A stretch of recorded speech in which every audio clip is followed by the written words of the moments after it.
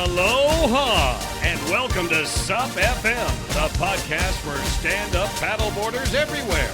So with no further ado, let's get out on the water and on with the show.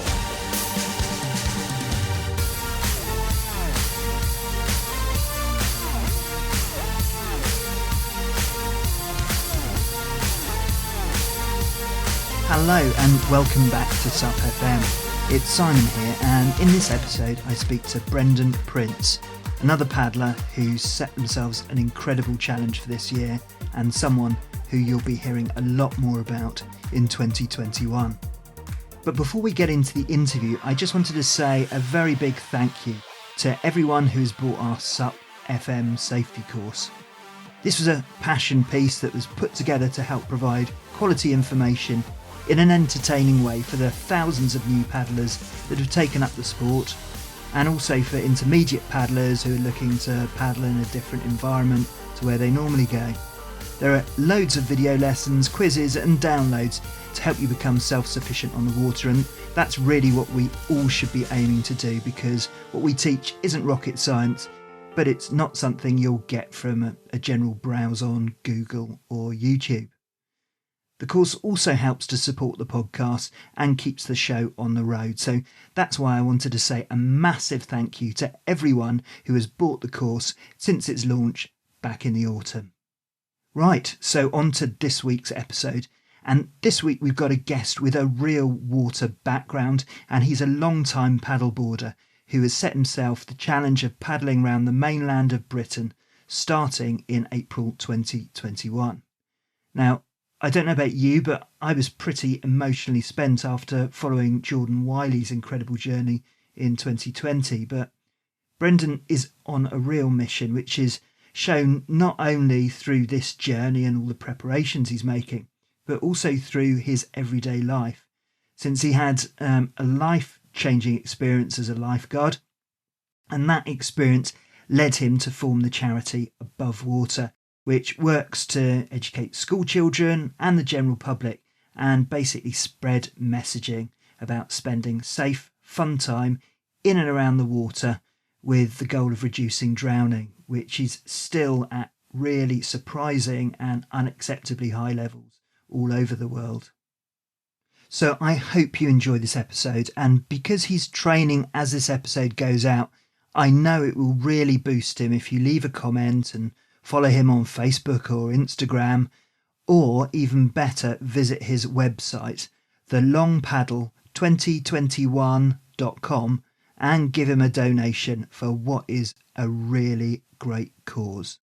And all the links, as usual, are there in the show notes. So here it is. Here's the chat I had with Brendon Prince, and I really hope you enjoy it. So Brendon, welcome to SUP FM. Awesome. Thank you very much. Really pleased to be here. Well, it's fantastic to have you on, and we look forward to having conversations about a whole array of your water skills and your knowledge. But first of all, one of the questions that we ask all of our guests on the show is for them to just share a bit about their first experience of SUP and what it was that really attracted them to the sport. Well, that's such an interesting question, isn't it? I have a lifeguarding background, and it was interesting because as a lifeguard, the ability to observe and see what you're doing is highly important. So I would say my first experience with SUP was actually standing on rescue boards at the back, because you can stand up there, you're 6 foot above the waves, you can see who's in the water, who's not in the water, and obviously big rescue boards were like, or still are like, the thin race SUPs. So quite easy to stand on and see what's what. So probably that was my first ideas of SUP. And then suddenly this sport sort of kind of started to take off, and a local firm to us based in Devon, Circle One, had some SUPs, and I suppose it was about 2008. I bought this 10-foot SUP, this massive thing, about 33 inches wide, and started taking it out and just thought, this is awesome. Amazing. And do you remember the first time you actually stood on a board? How'd you get on? Yeah, I do actually, because I took 2 or 3 others on a glorious day in Torbay. It was an early evening summer, and it was one of those conditions where you can just sort of see 10 meters straight down. And getting on these boards which, to be honest, were barges in comparison to the type of things we're on nowadays, was relatively easy at one stage, but also it's all hunky-dory until that moment you start running backwards and it flies off like a Exocet missile in front of you, which we all did, I'm sure, a number of times. And I do remember one of the lads dropping their paddle and it just sinking like a stone. And we could almost see it as well, but it was just way too deep to get down, probably 7 or 8 meters. And it's probably still there. So we lost a paddle that day too, before they started making paddles that float. Well, that's quite an introduction to the sport there. But you've got quite a comprehensive adventure background and sports background. I know that, like me, you're an ex-rugby player of many years, but you've also got that adventure sport background. Could you just share a bit about that and some of the countries you've been to? Yeah, I mean, well, I was brought up in Wales, South Wales, back in the 80s, in my teens. The water around there was pretty brown. It wasn't as nice as it is nowadays, so we always had to travel to get to the water. And back then, it was surf, sail, kayak, and I used to do lots of open water swimming. So that kind of stayed with me into my university years. And I've done lots of traveling, as far as lots of water testing and ice swimming in Iceland for sort of best part of 6 months there. Again, the same sort of time in Pakistan, climbing, ice climbing. Used to do lots of ice climbing. And that took me to Canada. I spent a year in Canada doing pretty much the same thing, climbing mountains. I mean, the amount of water in Canada, you need to throw a stone in any direction, it'll land in a lake somewhere. So there's loads of opportunities to kayak and just kind of be at one with nature. And we did lots of kayaking expeditions where you literally kayak one lake, walk for a mile, kayak another lake for a couple of miles, and you do that for miles on miles until you're in the middle of nowhere. So real big background in loving the outdoors. And that's kind of what took me to Exeter Uni to do a degree in PE teacher and outdoor education. And to be honest, I then got a job. Well, I had a quick stint in London, a couple of years in London to kind of get my teeth into teaching. And then I came back down to Devon and got a job at Torquay Boys Grammar School as head of outdoor education and PE, and stayed there for 23 years. So absolutely loved it. And all those years teaching, the thousands of children I've taught, it was all about getting kids out. I mean, Torbay is brilliant because you've got all the water one side of you, and you've got Dartmoor the other. So you've got no shortage of opportunities to get children out and about, and especially in the water, whether that's surf lifesaving, whether that's sailing, whether that's surfing when we get surf in. But in the last sort of 10 years, it's been taking children doing SUP as well, which has been fantastic because it's for children, it's a fantastic sport to kind of get into, and they can get it much quicker than adults, and they feel like they're achieving, and it's fabulous. So that's kind of my background to a point up until a couple of years ago, really. And of course, the thing that brought you to our attention is this amazing adventure project that you're doing this year, which is the Long Paddle, which is paddling round mainland Britain, which is, as we know, is a real challenge. And we're going to talk about that in a second. But before we do, just a slight diversion, because you mentioned about ice swimming in Iceland. Swimming in cold water in ice is very much the thing these days. I've talked about it in previous episodes about Wim Hof. Just tell me a bit about your experience swimming in ice. Well, I've always been a swimmer, and from an early age, when I realised I wasn't going to the Commonwealth Games or the Olympics, I realised I needed to perhaps get out of the pool because I was getting a bit bored of that and get into open water. So just basically swam all the time and started to enjoy swimming more distances. And that ability with my mountaineering background took me to Iceland back in then. That was kind of 1990, 89 sort of time. There were lots of gear coming out, clothing that was revolutionary back then, when we take it for granted nowadays. But a lot of that gear was to be tested, and a lot of it was tested if people were falling in water. So we had to put this gear on and cut a hole in the ice, get in it, swim to the other hole in the ice, and then they'd pull us out, probably because we were unconscious. Can't remember most of those times, But I'm sure, as you know, swimming in cold water, you acclimatise to it.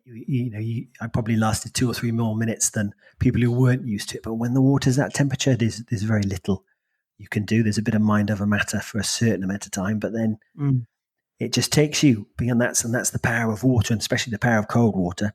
And then you have to endure the hours of what is pretty horrible recovery coming back from that cold water state. And I was actually doing a lot of this with different army training corps because they were testing gear. So they were very good at monitoring you and bringing you back to life. But, in those days, it was very much a slap on the back rather than more of a cuddle that you would get if you were doing that sort of thing now. So, that's my background of just kind of understanding water. And I think that's very important to know that I have that understanding of being in the water and doing a lot of swimming. You learn about tidal flow, the movement of water, and that is hugely important to benefit SUP, being on the water. And is one of the reasons the long paddle kind of came around, one of many reasons, which we'll go into, but just the ability to read water and then use it to your advantage to paddle on it is one of the personal challenges for me, for going around the whole country to experience all the different movements of water and tidal flows and tidal ranges that we have on this amazing island. So just moving on to the long paddles, this would be the first complete circumnavigation of Britain. We do have a lot of listeners who listen to the podcast who get what the challenge is. But for our listeners a bit further afield, what makes this such a challenge? What's so different about paddling around Britain? Well, an island in itself, the way water moves around an island is incredible. And we've got, I class it as the 3 sides. The way I'll be doing it is actually starting in Torbay in a clockwise direction, and I'll actually be doing beach to beach. So I won't be taking a boat with me. I think everybody who attempts this challenge has a different ethos behind what they're trying to do and how they go about it. And personally, to me, I just think it feels more complete if I'm going beach to beach. And that also then brings in the element of understanding that you have to launch on a beach and you have to come into a beach, regardless of what conditions it might be that day. And it could be beautiful and flat and calm, and it could be a 10-foot swell. So, it adds a different dimension to how I'm doing it. It feels more complete to me and supports my kind of surfing background as well. But there are huge challenges, the Land's End to John, or going around Land's End in its start, which I've done a few times, but that can be a challenge in itself, and the way the tides move around Land's End. Going up the whole west coast, obviously passing Wales and into Scotland, huge amount of currents and tides and winds to understand and use to your advantage to get up to the top of our country. And then it's just so diverse, so diverse. We've got areas which are like Torbay, hugely populated. And then there are areas in Scotland where you will go for your whole paddle and not see anybody or anything that comes from humans. So, yeah, it's hugely exciting, and we've really put my experience, my paddling experience, and my knowledge and water safety knowledge to a huge test.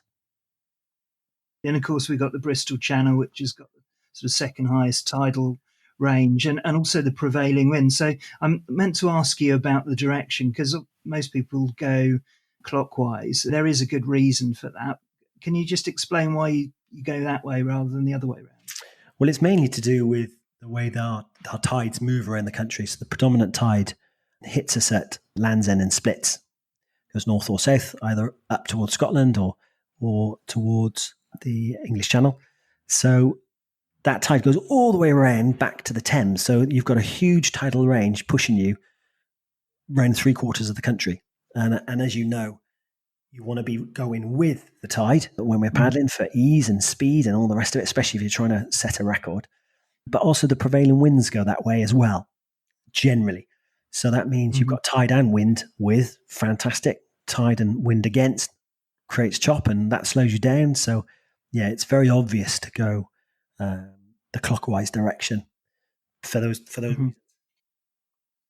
Yeah, and anyone who's doing the land-based Land's End to John O'Groats, that's the reason why it's done that way, because you've got the prevailing winds with you. Obviously, the tides don't affect you. And this was a mistake I made, because I did John O'Groats to Land's End a few years ago, and I had to pedal against the prevailing winds coming down towards Land's End, which isn't much fun when you're sort of flogging up a hill and then having to pedal really hard to get down the other side as well. It's probably worth just saying a word at this point before we get into the sort of details and logistics in your training about Jordan Wiley, because obviously he's a man of tremendous grit, and through some unfortunate situations in terms of timing, doing this during COVID, he had to abandon his attempt round about Christmas time. Have you followed his attempt, and did you learn anything from his approach?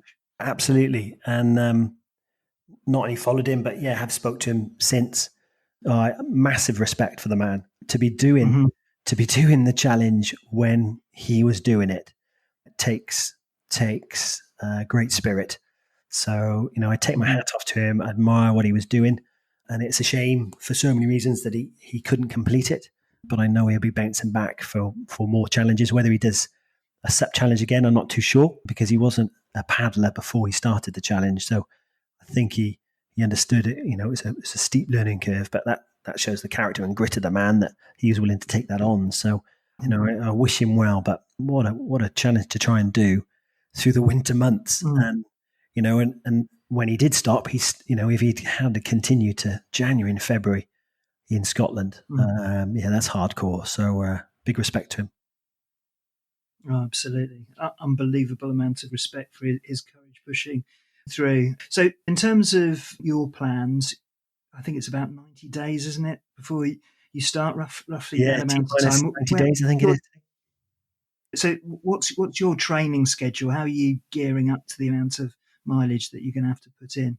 Well, I'm just getting back into it, really, in that I did a lot of training last year, because I did a paddle. I went from Sennen to Torquay, and was trying to do it in under 4 days on a rescue SUP. So for those that don't know, a rescue SUP is a big old barge of a board, 11 foot long, 35 inches wide, and you can rescue people on it. So the idea was to go from Sennen to Torquay. I raised about $5,000 doing that, gained lots of experience at the same time, but it was like paddling through treacle on such a big board.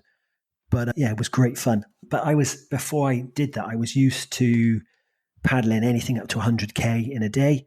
So I'm just getting back to that now, really. So I'm actually pushing 2 days hard paddling, day off to do other types of phys, stretching, strength work, swimming, and then back onto 2 days again.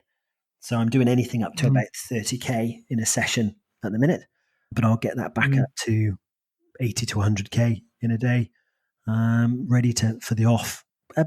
Sometime between mid-April and May, I'm looking for a 2-week weather window, and then I'll go for it. But obviously I won't start unless that 2-week weather window is there, because the last thing you want to do is start a world record and after 2 or 3 days have to sit out for a couple of days because the storms comes in. So that's the general. So that trip from Sennen, you set out in September. How far was that? I think we did about 260 kilometres in the end. Obviously cutting off. Yeah, it's a fair, and different types of challenges in the summer, in that, because we had some lovely days weather-wise, some warm days, and that's sort of late September we did it. You can get some really warm days. But of course that presents its own challenges, because you get local weather systems then building up, and the onshore, offshore winds, local winds, create big sideways chop. And as we know as paddlers, one of the worst things, I'd rather be at the back with a 10-foot swell paddling, because swells are predictable, whereas a side-on 2-3 foot chop is just hard graft.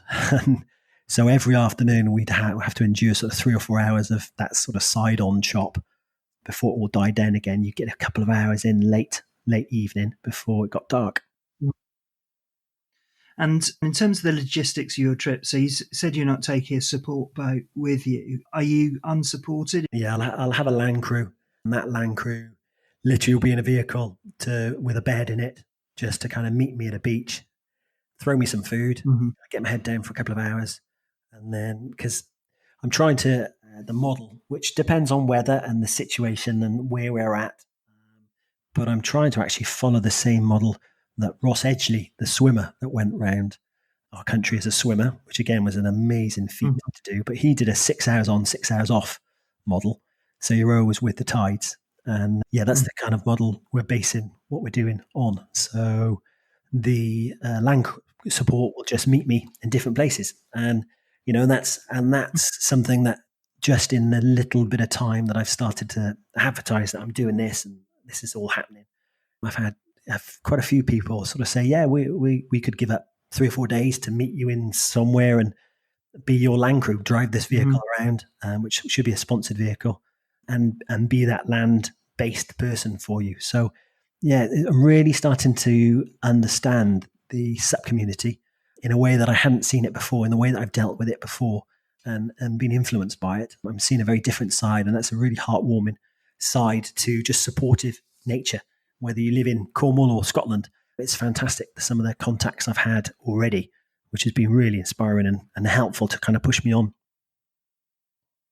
That's fantastic. And no surprise at all. I think we were talking off air just before we started recording about, you know, our backgrounds in rugby and the sort of ethos, you know, apart from obviously the aggression in rugby, that there's a sort of background ethos of teamwork and fair play and support and so on. And I very rarely see it in a sporting environment, but it's something that absolutely shines out in stand-up paddle and something that's kept me so engaged with the community because everyone's so supportive. Everyone wants to help. And, you know, that's great that you're getting that sort of response. I do have to ask you, though, because you mentioned Ross Edgley there, and I know that you've done a bit of a life-saving cover for him recently. And I just wanted to ask you, first of all, about whether or not you'd got any tips from him, which clearly you have. And the other is, he seems like such an unbelievably positive guy all the way through. Is he really like that? Yeah, he really is. He really is. He's got a great smile for starters. So it puts anybody at ease when someone just gives you a great big smile when they greet you. But yeah, I mean, there's another guy with a huge amount of tenacity. I mean, I know about swimming. I know about the long distance swimming.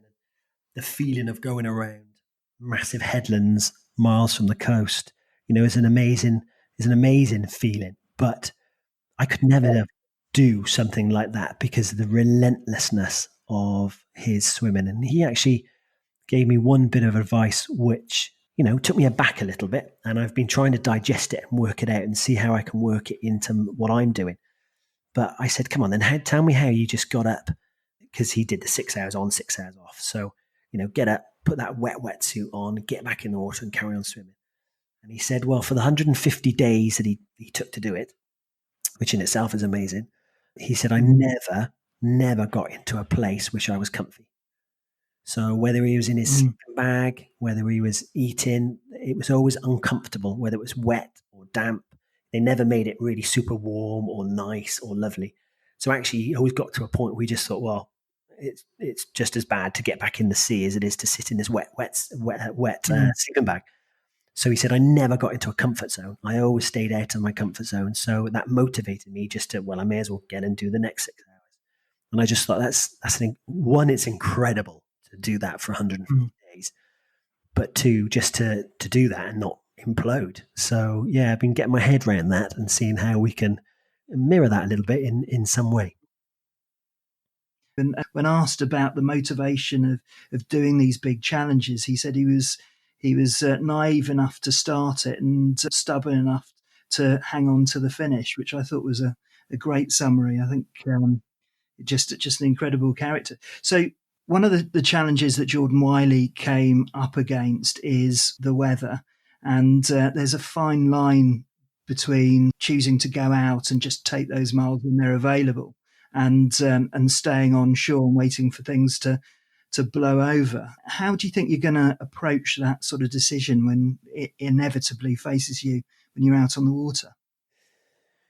Well, of course, the most overriding understanding is obviously when I'm out there, unless, you know, some lovely local person comes out and greets me and paddles with me, I'll be paddling on my own. So it's always a case of keeping within the limits of my own ability, so that at no point am I asking someone else to come and risk themselves to come and help me in any way. So it's understanding that, and in doing so, understanding your own ability. And I think that's so important on a SUP. I know what I can do and I know what I can't do. I also know what it is when it's just not worth it. And wind is our big stopper on that, really. Headwind, to grind, what it's like when you're grinding out into the wind. Well, if you're doing that for 6 hours straight, the impact on your body for the next few days has to be considered because you're doing it for the amount of days that I'll be doing it. So, yeah, there's a balance to be had, but there's also understanding that weather is fleeting, in that it's very rare to have that bad weather from the same direction for days on end. Very rare. So it's understanding, well, it might be 6 hours now, but it will change, it will move. And the moment it does, whether it's night or day, you get on that paddleboard and you crack on. Which answers what was going to be my next question, which is about paddling at night. I mean, you've got to take those miles when you can, don't you? Absolutely. And, there are some golden hours before dawn and after dusk where predominantly there is calm times. So, you pile in those miles when you can. You grab, if you're grabbing those 2 hours consistently, that soon adds up. And if you're wanting to do a challenge, which is trying to do what I'm trying to do, then you need that every moment. You can't put those moments off. And there's a certain amount of serenity, and especially the before dawn paddling. And it takes a little bit of getting used to, but as long as you're taking the right precautions, have the right lights on your board, and you know what you're doing, and you've told everyone that you're doing it, and you're not crossing shipping channels and causing problems like that, then it can be incredibly safe.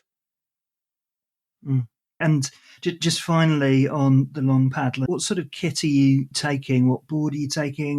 Have you fixed on your paddle yet? What's the situation with all of that stuff? No, at the minute I'm not fixed on any of that. So I'm still really investigating the boards. There are more and more boards out there that potentially fit the bill in different ways. It has to be one board that you do it on, and it has to be a board that anybody can buy. They're the sort of regulations on the world record attempt. So yeah, it will be a 14-foot touring stroke race type board. My race boards, would I want to do such a distance on my sort of 24, 25-inch race boards? Probably not, because the twitchiness of constantly paddling would be, I think, too much for the body to take. You have to have that little bit of give. So I'm looking for the sort of 26 to 28-inch width, which is more touring-esque board. And it's got to be a fairly heavy. I mean, the race boards I've got now, I've got some incredibly light ones, but I've got a fat stick 14-foot bamboo, which is a big old heavy board. But you know what? I love that board, for example, in big chop, big weather, because it bashes through it rather than bounces around on top of it. So yeah, it's getting that right board, and equally as important, it really is, if not, it might perhaps a little bit more important, it's the paddle. So yeah, I'm really getting to the nitty gritty. I've probably tried 20 paddles in the last 10, 15 days to get that head shape right. I'm going for a slightly smaller, thinner head than I've paddled before. And the shaft, the size of the shaft, I like a thick shaft, thicker than normal shaft. And the lightness of paddle when you're doing tens of thousands of repetitions like that, again, is hugely important. So that, and the type of leash that you wear, the type of PDF that you would have on, the clothing, the GPS, all these factors, the fin, the type of fin. I'm practicing with different types of fins, play a huge part with it. And I'm hoping I'll get some decisions on all of that in the next month or so, but it wouldn't surprise me if I'm still sort of changing it weeks before I actually leave. So we'll see on that. And then I'm starting to get lots of offers of sponsorship on different types of equipment. So I'm looking into that, and that can change as we get closer, I suppose. And it is a trial and error process for any endurance event, but you're right, it's the ergonomics which makes such a huge difference to the ease. And something that's happened during the time that I've been involved in SUP, there's been some real changes in terms of the views of paddles. To start off with, it was all kind of like large heads and so on. But now, some of the heads, particularly for the racing, is tiny. And having used both sorts, it just makes such a massive difference to your power and your endurance and the amount of time that you can spend out there. Absolutely. Yeah.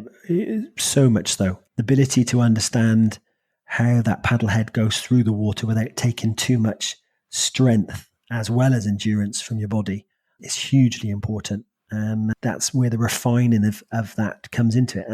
And indeed the length.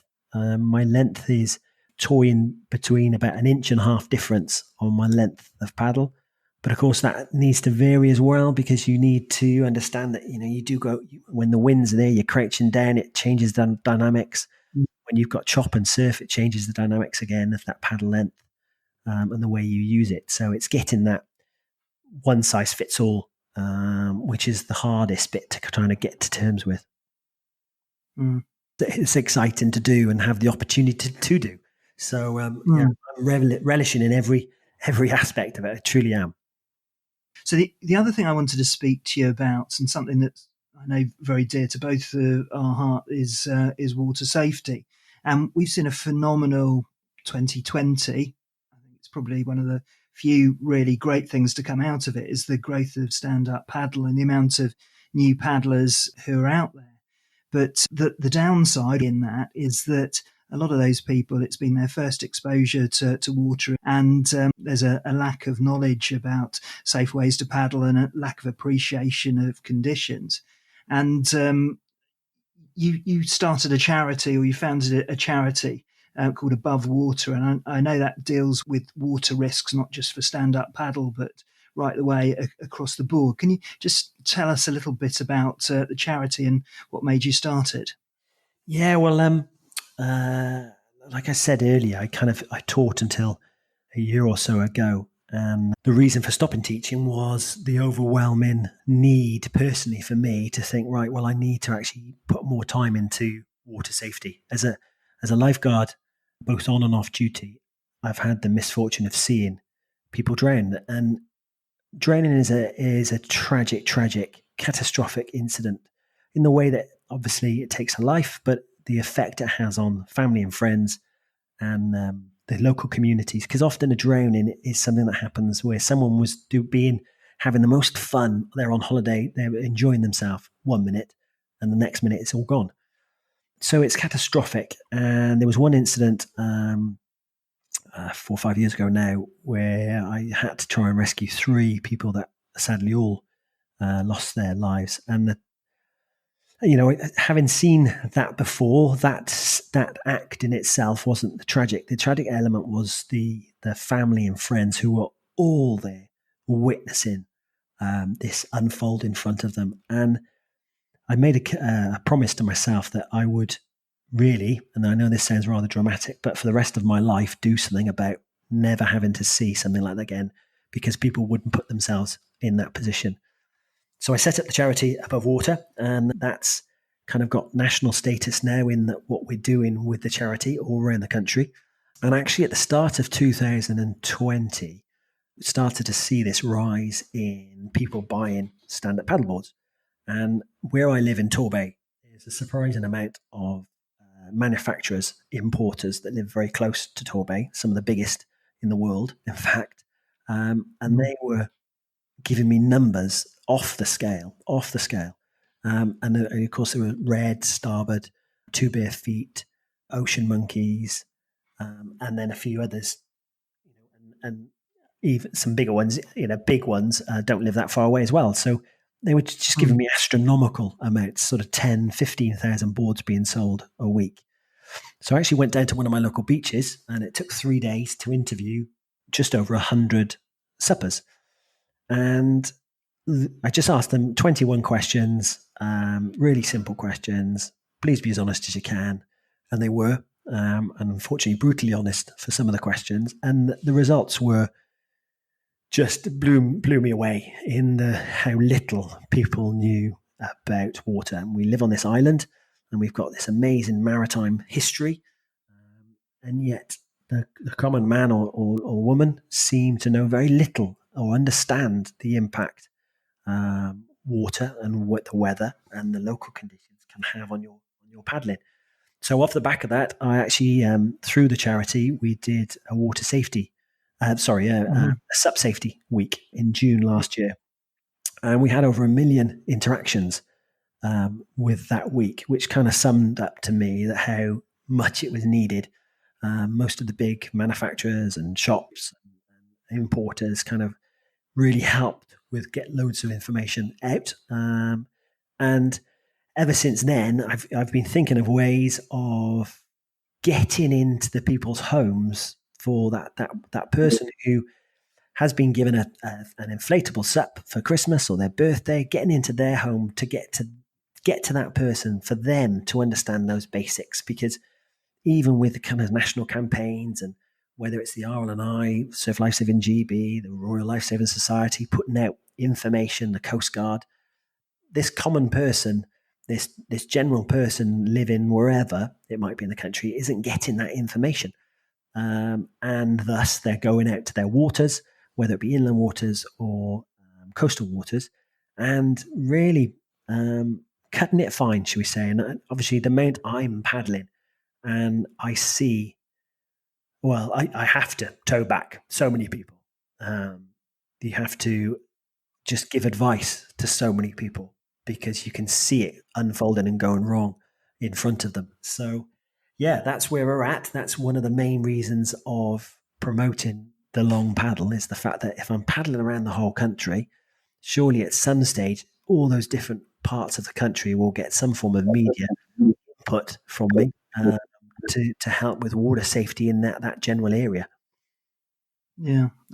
What is it, do you think, that makes it so difficult to pass those messages over? I mean, I often think that, because, obviously COVID apart, we tend to live fairly cosseted lives, and, we drive around in cars that have got airbags and all of this level of protection. And we think that in our everyday life, we've got a level of invulnerability. But anyone who's been on the water for any amount of time know that sometimes, even if you do everything right, things can sometimes go wrong. So I don't know whether people think it's a bit of a sort of health and safety culture or something like that, but water is so much more dangerous than walking down the road, or, the opportunity of things to go wrong can happen very, very quickly, and particularly if you don't know what you're doing. Absolutely. And I think you've probably hit a few points there that in their lives, they're not taken out of their comfort zone or aren't pushed to think ahead or understand or plan. And especially in the coastal environment, the way the winds change, the way the tide change, and the combined aspects of that, and put that against the ability level, and the type of equipment they've got. We all know that certain boards are better for beginners on placid water and not so great in wind and on a coast. And the type of paddle and just their skill level, and not understanding that skill level. And they think they're in control until it's all out of control. And at that point, then there's nothing they can do about it. And there's countless times that myself or any of my paddling buddies have seen exactly that. And there's a family drifting to France, and you go and they've got no way of stopping themselves because they haven't got the paddle ability. They're on an inappropriate board, and there's an offshore wind.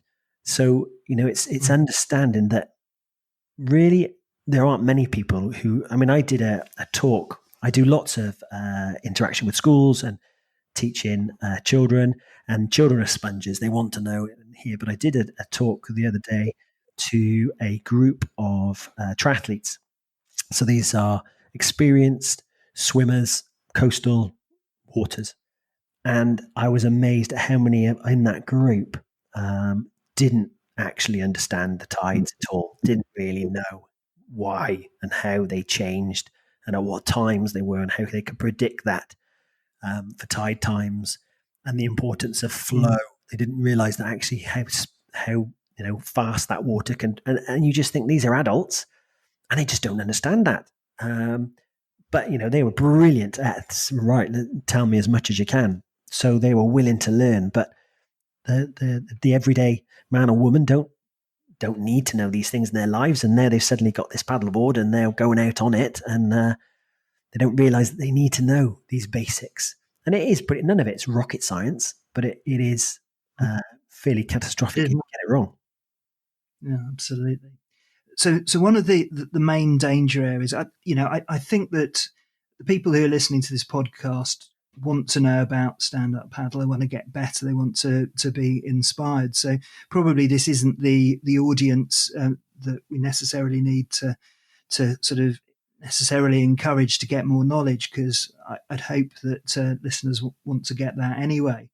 But I'm sure everyone listening, and I know I am a member of a Facebook group or multiple Facebook groups talking about SUP, and one of the things that sort of worried me particularly is, first of all, people asking for advice, which is great, by the way, but some of the people offering advice are people who haven't spent too much time in the water, and sometimes the advice that they give is flat out wrong.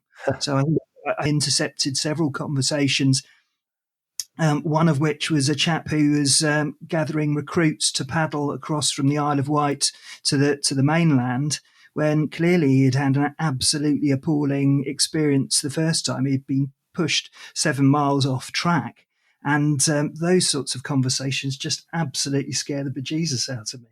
So I think, that's a message to anyone using these Facebook groups. Just be really careful about, first of all, who you give advice to. And second, make sure that if you are receiving advice, you make sure it's from someone who's experienced and has got a bit of experience in the sport and water safety.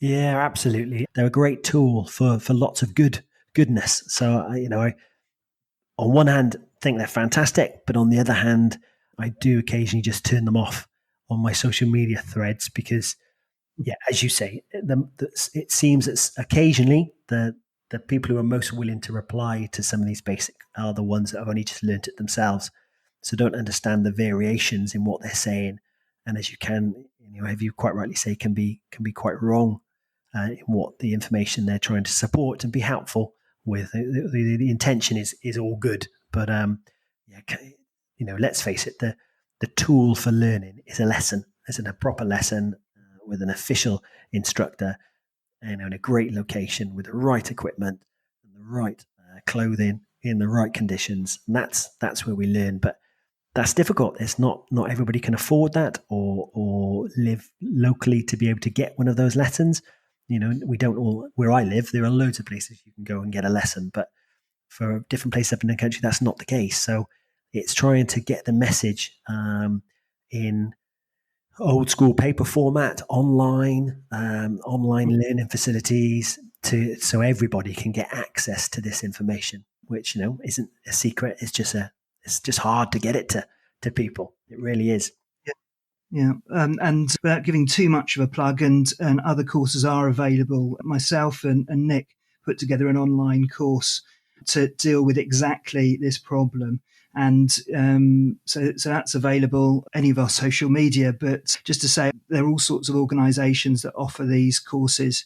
You do some education as well, both in person and on your site. Yeah. So we, I'm in the process of doing online learning for about 50 schools I'm working closely with, and then about another 100 schools more loosely where I'm sending information for assemblies on water safety, lessons on how to understand the tides and not get cut off.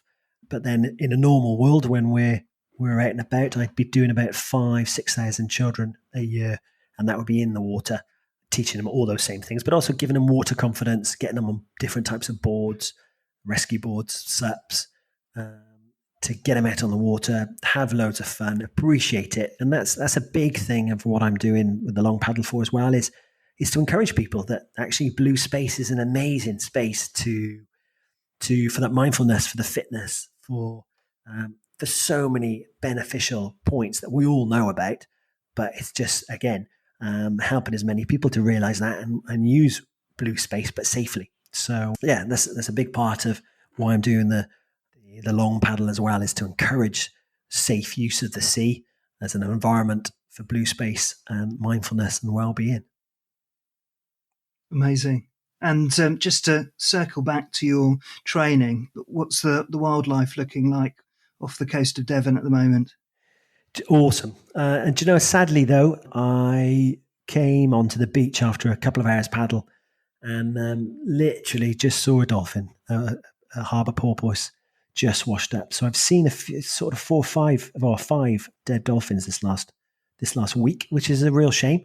But I'm seeing loads of dolphins. On Sunday, we went for a paddle around the headlands in Torbay. Saw a pod of about 6 or 7 shooting past us, chasing fish. More seals than I've ever experienced before are out there at the present. And we all know what seals are like. They love to come and investigate. They love to come and surprise, especially the big males when they suddenly stick their heads up right in front of you, make you jump. But one experience I actually had paddling from Sennan to Torquay this year was sort of Falmouth way we were. And we had about 10, 15 kilometres of sprats, kind of little tiny fish, just bubbling, millions and billions of them bubbling under the surface, which was fantastic. But in amongst all that, flying through, which the first time it happened made us properly jump, but we kind of got a bit more used to it, was the tuna. So sort of seeing these tuna the size of minis flying out of the water or racing across the top of the surface of the water, chasing fish, was probably my best wildlife encounter to date. So hopefully we'll see a few more tuna on the long paddle, but I'm sure I'll see thousands of seals and hopefully the dolphin or the porpoise and maybe a few other things as well. It's going to be the most incredible experience. And obviously you'll have no idea of the duration, but what's in your mind in terms of the length of the paddle in order to get yourself all the way around there? Well, I'm targeting on the different legs between 70 to 90 kilometres a day, which of course is weather dependent, but you've got to give yourself a target. There is a kayaking record as far as I can see. It's not an official record, but was completed in 72 days. So you've got to aim for the stars, and I'm planning to beat that. Well, it's an unbelievable project, and best of luck with your training. It sounds like, you're absolutely going into the detail on it, and we really look forward to speaking to you again, maybe on the water or maybe just before you set out, just to get the latest on your preparation. If anyone wanted to find out about the long paddle or find out about your charity, where would they go? Well, the Long Paddle 2021 website will be going live in the next week or so. So that's www.thelongpaddle2021.com. That will be going live, and that will have associated media with it. So, that will be the main hub to be able to contact. And then the charity is www.abovewater.org. And again, that sort of highlights all the different things we're doing with that. So, don't be shy with trying to contact me, because the more interaction I can have as we go around this island nation, as far as I'm concerned, the better. So it's one aspect of the paddle I'm really looking forward to. The different people who have said they'd like to paddle out with me at certain stages, would like to help, offer support. And of course, that's not necessarily sponsorship or all those aspects, but just a friendly face, a smiling face has great motivation for getting you to do these sort of things. So yeah, don't be shy and contact and I'd love to meet different people around this amazing island. So super excited about that. Well, thanks ever so much, Brendon. All of the links will be in the show notes, and we will continue to support you as you get onto the water and head round on that amazing adventure. And congratulations on your charity Above Water. It sounds like it does a huge amount of good and very, very much needed. Thanks ever so much, and look forward to seeing you on the water. Awesome. Well, likewise. And just thank you for doing what you're doing, because it's another medium for getting out information on water safety and the fabulous sport that is stand-up paddleboarding. So really appreciate your efforts too. And thank you for giving me this opportunity to have a chat with you all. Well, thanks for listening, and a very big thank you to Brendon for being on the show.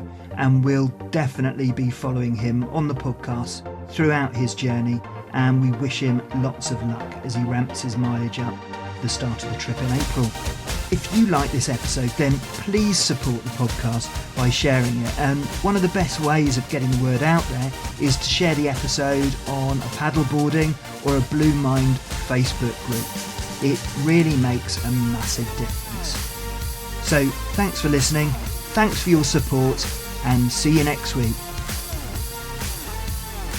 Thank you for listening to SUP FM, the #1 podcast for stand-up paddlers wherever you are. If you like what you've heard, please leave us a review on iTunes. Until then, we'll see you on the water.